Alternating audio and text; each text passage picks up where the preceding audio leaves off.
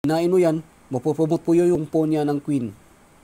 Magiging queen. So, hindi mo po siya pwedeng kainin. So, yung tira mo lang is waiting move. Ilagay mo lang yung king dito sa C8. So, pag C8 po, so, pursado po yung white na sample po. King move. Pag king move, automatic talo na yan kasi titirahan mo lang ang pawn. Halimbawa din, pag pawn move, so, kakainin mo lang. Pagtapos, mag-promote siya, kain. So, yan lang po. So, sa ganitong posisyon po, mga kaibigan, panalo po yung black based sa pag-analyze po natin. So, tandaan nyo po, mga kaibigan, kung paano po ipanalo sa ganitong posisyon po. Maraming salamat po.